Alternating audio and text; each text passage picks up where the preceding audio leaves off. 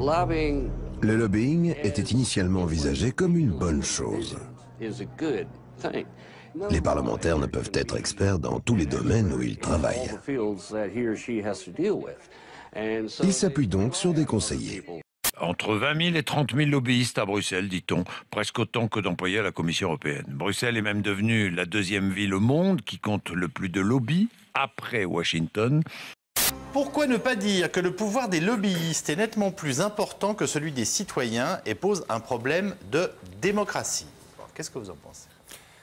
Moi, je pense que c'est pas vrai, ça. Non, c'est pas vrai. Non, c'est pas vrai. Je pense pas. C'est pas. Enfin, c'est une affirmation qui est totalement fausse. Vous savez, tout le monde croit que les législateurs sont les institutions. Que les institutions de l'Union européenne sont la Commission, le Conseil des ministres et le Parlement européen. En réalité, tout cela cache un autre monde. Des gens qui poussent les institutions à rédiger un texte, appuyer une bonne idée, proposer des amendements, peaufiner un texte en fonction des intérêts défendus. Mais qui dirige vraiment l'Europe? Qui a le pouvoir? Qui pourrait imaginer que derrière le sucre se trouve un groupe de pression très organisé qui a même réussi à se faire confier une mission d'éducation à la nutrition à l'école? L'ancien ministre et eurodéputé autrichien Ernst Strasser a été inculpé pour corruption dans le cadre d'un scandale de lobbying. Et vous savez qu'à Bruxelles, cette puissance des lobbies saute aux yeux puisque leurs immeubles encerclent littéralement la Commission européenne. Ils ont pris d'assaut cette commission. Le passage le plus important du document disait « Nous n'avons aucune idée de ce que vous allez faire, mais nous voulons des actes de votre part. Vous avez le choix. Si vous ne voulez pas d'un marché unique, nous serons peut-être obligés d'aller poursuivre nos activités ailleurs. »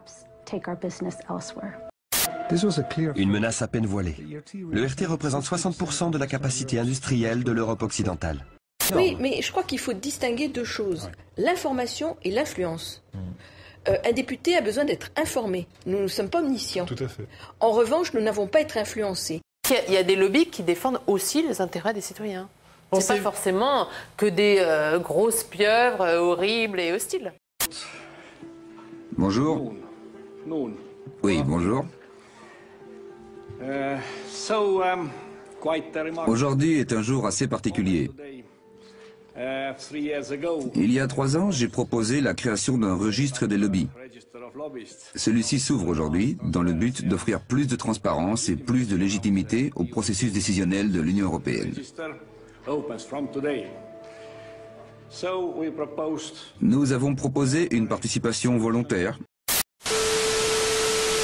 Contre toutes les recommandations des ONG et des experts, Siim Kallas avait proposé un système de participation volontaire. Car je suis convaincu que c'est la meilleure façon d'agir et que c'est ce que tout le monde attend.